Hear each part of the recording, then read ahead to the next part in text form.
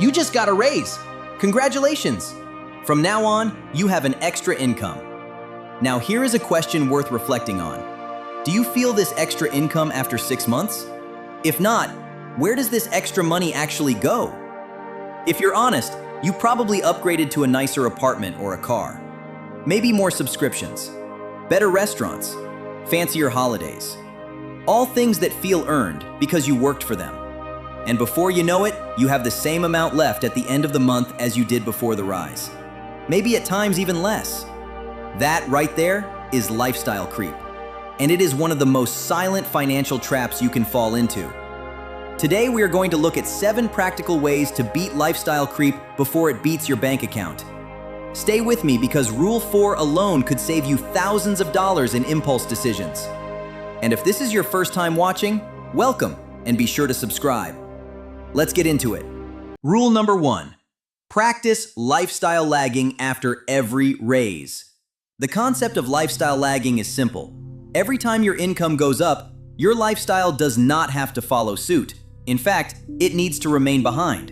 And that exactly is what lifestyle lag is. Your lifestyle not rising with your income. Think of it like a car. When you press the accelerator, there is a brief delay before the engine responds. That delay is intentional.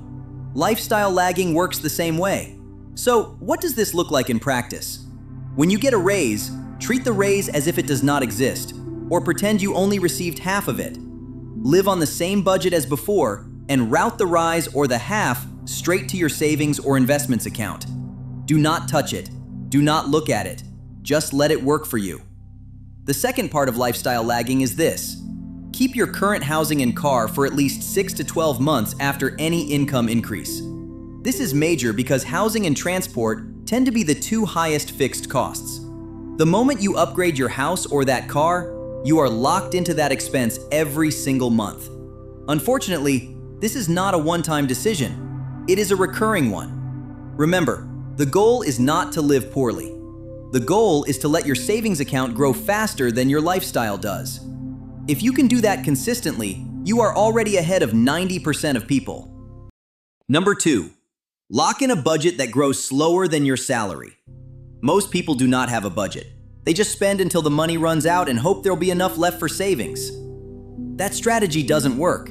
It doesn't prioritize saving. Here is a framework that does. The 50-30-20 rule. 50% of your take-home income goes to your needs. That is rent, groceries, utilities, transport, and insurance. These are the things you actually cannot live without. 30% goes to wants. That is where the nice restaurants, the streaming services, and the weekend trips. Really, what is life without some fun? You get to enjoy life, but within a boundary. 20% goes to savings and investments. This is non-negotiable. It is not what is left over. It comes first. Now here's the key that most people miss. When your salary goes up, the percentages stay the same, but the absolute amounts change. Which means, as your income rises, your saving rate also grows automatically, without you having to think about it. With the model, your lifestyle can grow too, just more slowly. And that's the point. Rule 3. Automate your savings. You've heard it. Pay yourself first. How do you achieve this? Have you ever noticed how you seem to always spend exactly what is in your account? Somehow, no matter how much lands in your account, it is gone by the end of the month. That is not a discipline problem. It is a system problem. And you fix system problems with better systems, not willpower. The solution is to pay yourself first. And this is before you pay your rent, before you go out, before you buy anything. A portion of your income needs to automatically go to your savings or investments the same day your salary hits the account. Automate it once and forget it exists. Months later, you'll look at your account and feel genuinely surprised at how much is sitting there. This works because it removes the decision entirely. You are not choosing every month whether to save. The system saves for you. Start with whatever percentage you can commit to, even 10%. Then increase it by 1 or 2% every time you get a raise. Number 4, delay gratification. This is called the 30-day rule. A quick story. You are browsing online at 11 at night. You see a pair of sneakers or a gadget. Something about it just clicks. You feel like, I must get that. That feeling is not based on need, it's dopamine. And the internet is very, very good at triggering it. The 30-day rule will save you. Whenever you want to buy something that is not a necessity, do not buy it immediately. Write it down. Set a reminder for 30 days later. If after 30 days you still want it and you can afford it, go ahead. In some cases, you may forget about it entirely, or you will find something better, or you just don't care about it anymore. Really, the impulse you felt at 11 when browsing was temporary, but the money you would have spent then could have been real. Delayed gratification is not about depriving yourself. It is about making sure that when you do spend, it is on things that actually matter to you, not just things that seemed good in the moment. If you are still watching, click the like button. Rule number 5.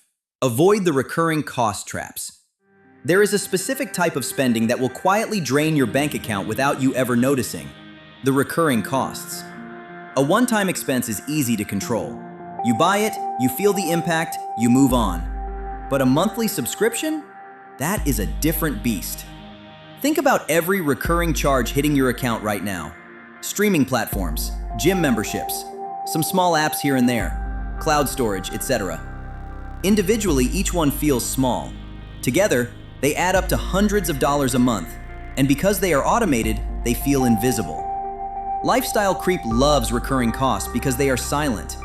You do not actively choose to spend that money every month. It just disappears. Here is your action step. Open your bank or credit card statement as soon as this video ends. Go line by line. Highlight every recurring charge. If you have not used it in the last 30 days, then you should ask yourself, why have I incurred this cost? That is money you can redirect to your savings starting immediately. Rule number 6. Set clear financial goals. Here is the truth. It is very hard to say no to spending when you have no specific reason to say yes to saving. Vague goals do not work. Saying, I want to save more money, means nothing. It gives you no direction and no motivation when temptation shows up. Specific goals are what work. When you know exactly what you are saving for, every spending decision becomes a trade-off. Do I buy this or do I stay on track toward that? Break your goals into 3 horizons. Short-term goals. These are things you want to achieve in the next 1 to 12 months. Example, an emergency fund, a holiday, a new laptop. Put a number on each. Medium-term goals. What to achieve in 1 to 5 years. A car purchase with no loan, a down payment on a home, starting a business, etc. Long-term goals. These are goals to achieve beyond 5 years. Really, what is all this about? Your big picture. Examples could be financial independence, retirement, generational wealth. Write these down, assign a number to each. Then work backwards to figure out how much you need to save per month to hit them. Suddenly, your budget becomes a roadmap to what you actually want, not a restriction. Number 7. Conduct a periodic lifestyle audit. The final tool in your anti-lifestyle creep toolkit is one that almost no one does: the lifestyle audit. Every 3 to 6 months, sit down and review your spending like a CEO reviewing a company budget. No judgment, just honest analysis. Ask yourself 3 vital questions. 1. Where is my money actually going compared to where I planned for it to go? 2. What spending has crept in since the last time I did this review? 3. Does my current lifestyle align with the financial goals I set for myself? Because lifestyle creep is sneaky. It does not show up all at once. It comes in gradually. An upgrade here, a new subscription there, until one day you look at your bank account and cannot figure out where the money went. A periodic audit catches it early. It forces you to look at your full financial picture instead of just individual transactions. Think of it like a financial health checkup. You need to schedule it. Block a time. Review your bank or credit card statements and ensure your spending habits align with your big picture. The goal is not perfection. The goal is awareness, followed by intentional decisions. In summary, lifestyle creep doesn't necessarily mean you are doing badly, but rather it is a sign that your income is increasing. The trap is letting that growth in income disappear into increasing spending, leaving you no better off than before. None of these requires you to live like a monk. They just require you to be intentional. Because the people who build real wealth are not necessarily the ones who earn the most. They are the ones who keep the most of what they earn. Thank you for taking the time to watch this video.